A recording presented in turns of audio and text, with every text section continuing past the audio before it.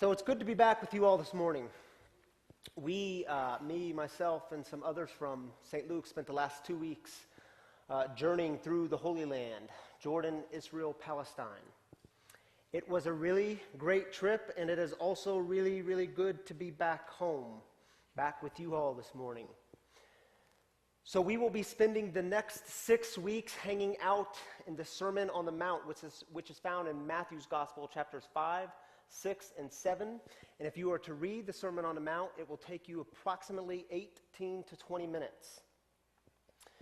And the sermon starts with what we now know as, or we term as, the Beatitudes. And there's 9 Beatitudes in the first 12 verses.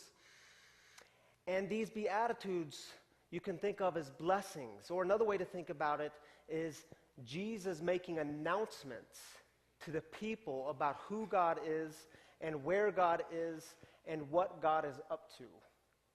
I also think it's Jesus inviting us to see God in a brand new way.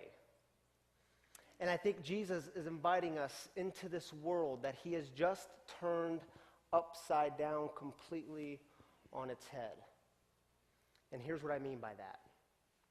In the ancient world, the thinking was simple. A large part of your life would be spent trying to get the gods or the deities on your side, to get them to give you more and more blessings. So here's how it might have worked. If the rains fell upon your fields and you had a good crop season, well, this is because the gods were blessing you. If you had longevity of life, the deities were on your side. If you had wealth and prosperity, the gods were for you.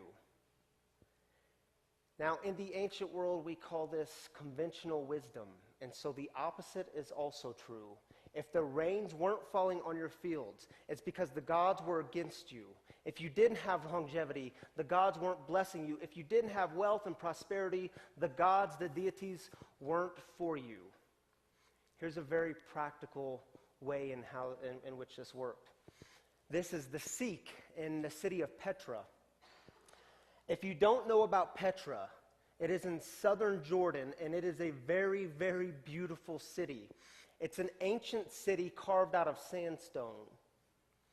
And here's how the Sikh, the canyon, worked. It was the entrance to the city, and it was about a mile long. And when you walk through this canyon, you can still see to this day, there are deities carved inside the walls of the canyon.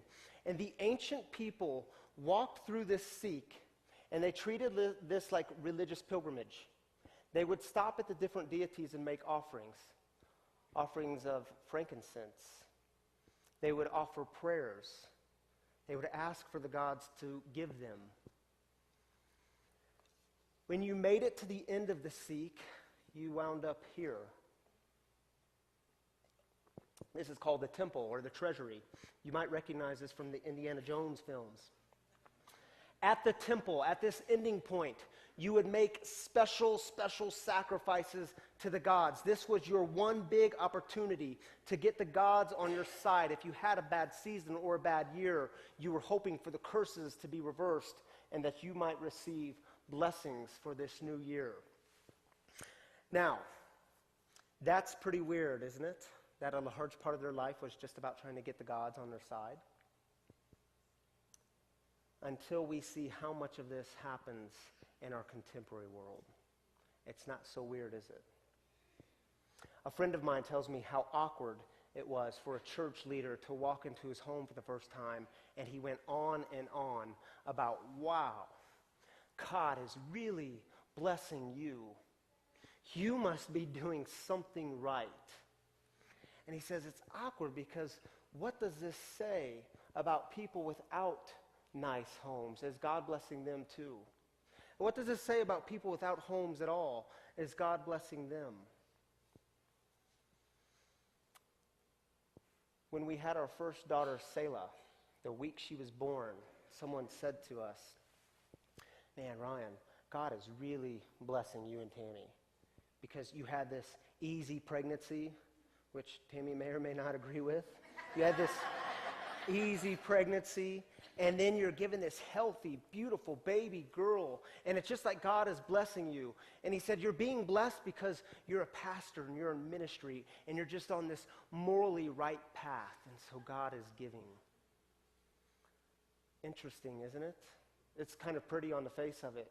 But what does this say to all the couples who aren't able to have babies? Is God blessing them too? What does this say to all the mom and dads who welcome a child into the world who's sick or with illness or with difference? Is God blessing them too? You see, I'm reminded of how often we think it's the good, the happy, the successful people, that these are the ones whom God is blessing. But then see, the Sermon on the Mount comes along. The Beatitudes come along. The opening words in this sermon are, blessed are those who are hopeless, for the kingdom of heaven is theirs. What do we do with that? And you see, throughout this sermon, I think there's a question that is being asked of us. And we'll see it all over the next 5 weeks. Do you believe in this kind of God? Do you believe in this kind of God? So a little context to the sermon. In Matthew's gospel, Matthew tells the story of Jesus in a very particular way. He tells the story to connect Jesus back to Moses, which for the first century Jewish people, Moses was the hero of the faith. All the way from birth, the gospel writer in Matthew connects it to Moses. So remember, Moses, if you were to go back and read Exodus, Moses was born into a very traumatic experience, just like Jesus. When they were both born, the kings of their day, Pharaoh in Moses' world, King Herod in Jesus' world, they both sent out a decree to have all baby boys under the age of 2 to be killed. They both went through the waters, and this was a sign of God's covenant. Moses, remember, who brought his people, the ancient Israelites, out of Egypt, and then went through the Red Sea when God split the Red Sea, a sign of God's covenant. Jesus went through the waters in the Jordan River, baptism, a sign of God's covenant. Afterwards, Moses spends 40 years in the wilderness wandering with the people. Jesus, after his passing through the water, spends 40 days in the wilderness facing temptation. And then something big happens. In the history of Israel, Moses goes up this mountain and receives the 10 Commandments. So when Jesus is going up the mountain, we are intentionally reminded that something big is about to happen. What's happening here, you want to pay attention to. Now, why would Matthew do this? Because these people, these Jewish people in the first century, living in Roman occupation, suffering in all sorts of ways, they needed liberation, the same as their ancient ancestors who were living in slavery in Egypt. Something big is about to happen. So here's how the sermon begins. When Jesus saw the crowds, Jackson, you want to come up with me, buddy? Grab a mic, it's on a chair. When Jesus saw the crowds, he went up the mountain, and after he sat down, his disciples came to him.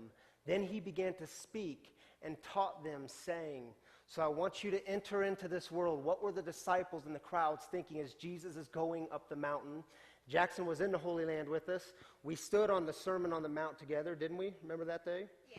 Okay, so you're going to read the Beatitudes for us.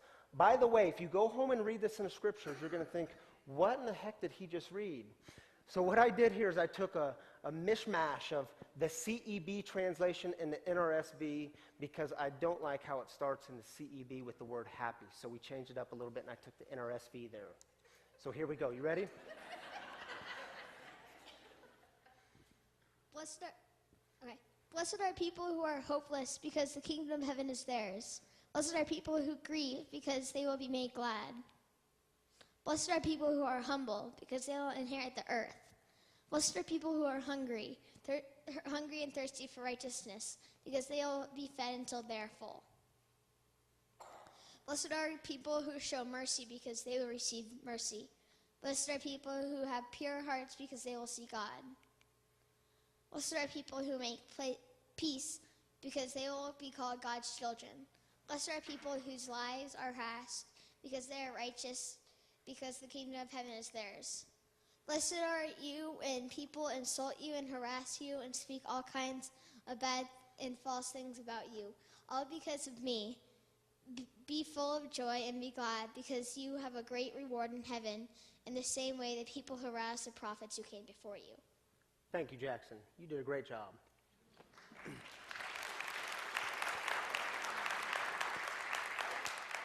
This guy in the Holy Land, this is a little side story. In the Holy Land, we ended each day with what was the coolest part of your day, and he always had 2 or 3 coolest parts of his day, and they were always really good and funny to hear. So some people have interpreted the Sermon on the Mount, especially the Beatitudes, as this a list of high ideals that Jesus is urging us into. And we have said, wow, that's really nice, Jesus, but we know we could never really live in this way. And so we've just made it kind of about us and ways in which to try to live more moral lives. And I don't think the Sermon on the Mount has anything to do with that. I think this is all about, especially the Beatitudes, about a God who is full of grace, deliverance, a God who wants to rescue people, and a God who is constantly standing with people right where they're at and proclaiming to them, I am for you. Blessed are people who are hopeless. Who you see in the photo is Abdel Fattah. We met with Abdel Fattah last Saturday. He lives in a Palestinian refugee camp in Bethlehem, and this camp is called Ida. And in this camp, there's about 6,000 Palestinian refugees living on about 10 acres of land, so lots of people, little space. And Abdel Fattah has given up his life for children because he believes that the arts, Jim, you'll like this, particularly the performing arts, will change the lives of children, that it is their best hope for healthy ways to express anger and pain and sadness. Abdel Fattah told us lots and lots of stories about the struggle of his people. And he tells us that in this land there's very few resources. So this is in Bethlehem, in the West Bank. And he tells us that on this 10 acres where thousands of kids live, there's not one playground for them to play on. And then he starts telling us his personal story. You see, his wife and his children live 4 miles away in the city of Jerusalem. But he's Palestinian, and he can't cross through the Israeli checkpoint to go into Jerusalem. So each weekend, each Friday, Saturday, and Sunday, his wife and his children come to stay with him in Bethlehem at Ida. And in this moment, while he's telling that story, his daughter, who you can see in the picture, comes up to him and just clings to his leg. And it was this awkward moment because you could tell, here he is publicly speaking, and you could tell he didn't know exactly what to do. And so he bends down and he says something to her, and he gives her a kiss on the forehead. But she just stayed clinging to his thigh. And in that moment, I was really missing my girls on this day. And I thought, man, that is so something my 4-year-old daughter, Selah, would do. Come up to me while I'm speaking in public and try to hug my leg. And I wouldn't know exactly what to do, so I would awkwardly give her a kiss on the forehead and tell her to go sit down, but she would cling to my leg. And then he took us upstairs to the library where they had just refurbished a library for the children, this beautiful space. And his daughters were coloring in their coloring books the same way my daughters color in their coloring books. And his daughters were playing and giggling and laughing the same way my daughters play and giggle and laugh. And I say this because suffering is easy to ignore. It's easy to overlook as long as it's people over there somewhere else. But when you put a human face to it, suffering all of a sudden comes really difficult to ignore. And as we were ending our time with Abdel Fattah, he told me that he sees very little hope for things changing in his lifetime. And I got on the bus and I remember thinking, God, where are you in this? Why this kind of suffering? Why this? And the Beatitudes come along and they convince us that God is proclaiming right there with the people, right there in Ida refugee camp, blessed are people who are hopeless, for I am for you. I am with you. Do you believe in this kind of God? Blessed are people who grieve. On this particular morning, we were on a boat on the Sea of Galilee, a place where Jesus spent much of his time and much of his ministry. By the way, the Sermon on the Mount, the traditional site for this is a little mountain that overlooks the Sea of Galilee. There's hills all around this so-called sea. It's really much more like a lake than a sea. You can see across the shores wherever you are. But we were on this boat, and right before we went to the Sea of Galilee, we found out that our dear one here from St. Luke's, Patricia Sailors Westlake, had just suddenly passed away unexpectedly. And this happened to be Betsy Kiak's dearest friend. And so this was a moment of grieving, Ken and his wife Betsy. And Betsy describes this moment as being on the sea, being in this boat and thinking of Jesus and the things that Jesus taught. And she describes how she began to think about Patricia and how much she was like Jesus, how she lived out his teachings. And see, it causes me to think about grieving, because so often in our culture, we are told that to be strong is to be honored and to hold it together, and that grieving, and especially prolonged grieving, this is actually a sign of weakness. But the thing is, I know lots and lots of people who grieve every single day, and there's this hole in their heart. There's this empty space. And the Beatitudes come along and remind us, they convince us, blessed are those who grieve.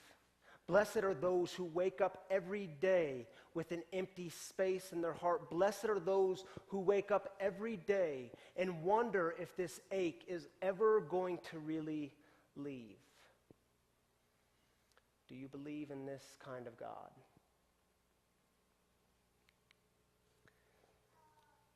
This is a small door. And in fact, if I were to stand next to this door, it would come up to about my chest. It's the entry to the Church of the Nativity in Bethlehem, the venerated site of the birth of Christ. And they call this the door of humility.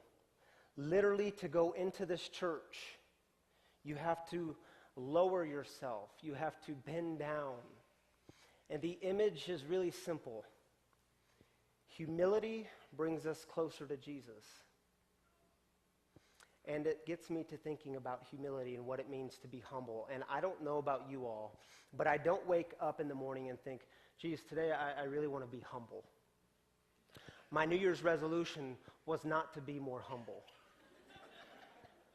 Because usually, those who are most humble are those who are experiencing everything around them falling apart. Usually we're humbled when we're in the most awful situations.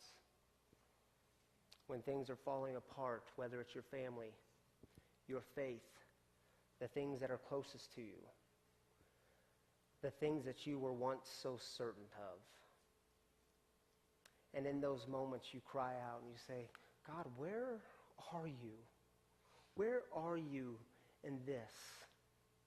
And the Beatitudes come along and they convince us that God is proclaiming with everyone who is in that moment being humbled, blessed are you who are humble, I am for you. In my early 20s, I battled depression. And there were lots and lots of days when I woke up and I thought, man, are these dark clouds ever going to part? Or is this just the way it is? Is this my new normal? And there were days when I woke up full of frustration, thinking this new medication that was supposed to work has been such a disappointment. And you know, as I reflect on that time, I don't think it was answers that I was craving. But in looking back, I wonder how beautiful would it have been to have been led up that mountain, to hear that beatitude, to hear that blessing. I am for you.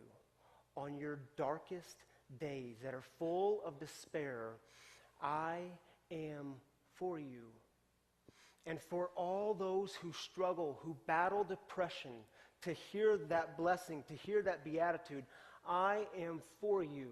And for all those who stand with those who are battling depression, to hear that blessing, I am for you. Rob Bell, author and theologian and speaker, he rewrote the Beatitudes a couple of years back, and he put them in his own words in his own world, and I happen to really resonate with them. Here's how he says it. Blessed are those who don't have it all together. Blessed are those who have run out of strength, ideas, willpower, resolve, or energy. Blessed are those who ache because of how severely out of whack the world is. Blessed are those who stumble, trip, and fall in the same place again and again. Blessed are those who on a regular basis have a dark day in which despair seems to be a step behind them wherever they go. Blessed are you, for God is with you. God is on your side. God meets you in that place. The gospel is the counterintuitive, joyous, exuberant news that Jesus has brought the unending, limitless, stunning love of God to even us. That's an upside-down world. Do you believe in this kind of God? So we want to end this morning the way Jesus began in the sermon, with offering a simple blessing. So I invite those of you who will be offering blessings to go to one of your stations.